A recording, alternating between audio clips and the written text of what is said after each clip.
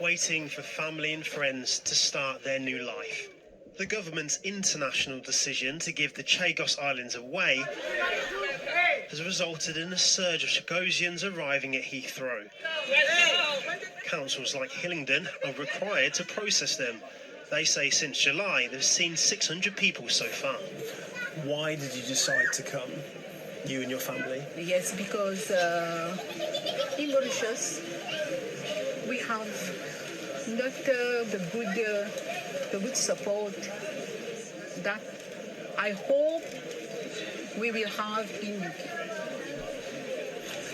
You're here now. Where will you stay?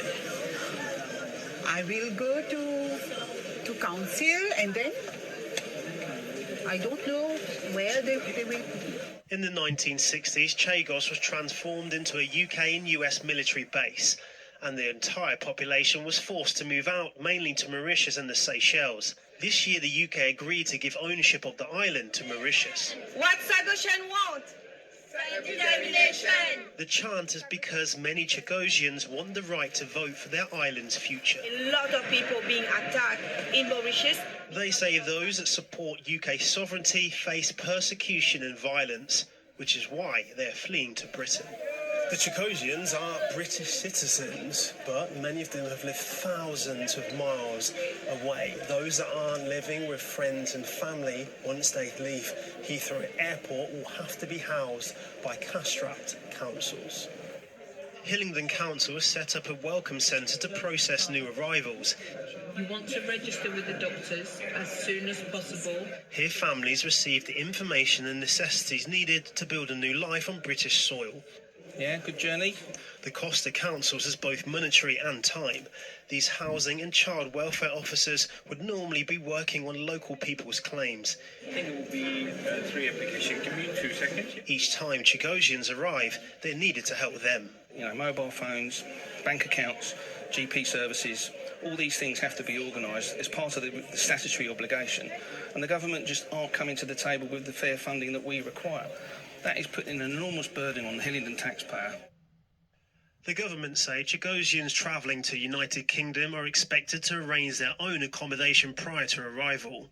Hillingdon councils receive funding to provide support only in cases where immediate local pressures arise and cannot be addressed through standard contingency measures. Steve Tuckwell believes local councils won't survive without more government support, despite receiving funding for the Chagosians' early days in their new home. The government will say they've given you 10 days of funding. Why isn't that enough? Well, 10 days, you know, these people might be with us for a lot longer, you know. Depending on their circumstances, 10 days is just not enough. And the burden for Hillingdon taxpayers is £2 million. That's fact. You can do the maths all day long. It's £2 million, which Hillingdon doesn't have. Maria and her family finally know where they'll be staying. In Nottingham. In Nottingham? Oh, so you're leaving London? Well, good luck. Yeah, thank you. The issue of temporary housing is causing protests outside Hillingdon's other housing challenge, the migrant hotels. Hillingdon Council say they are facing a temporary housing shortage due to having to also accommodate asylum seekers once they leave the hotel. But local families need help as well. Mum of 3, Tracy, sleeps on the sofa while sharing her living room with her son. A makeshift wall conceals the growing boy's lack of space. How long do you think you're going to have this bed before I have to get a new one? She is one of over 3,000 people on Hillingdon Council's housing register. Tracy's already waited 7 years to move and has been told a new home won't be available anytime soon.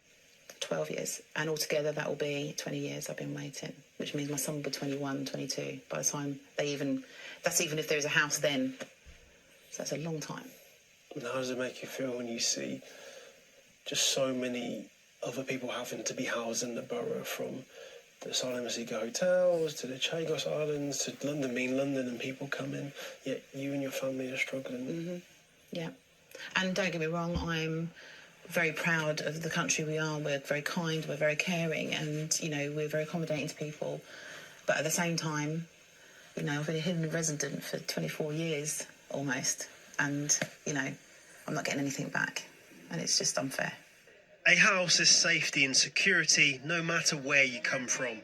But until Britain finds a solution to the housing crisis, international government decisions will increase the financial pressures closer to home. Antoine Allen, ITV News.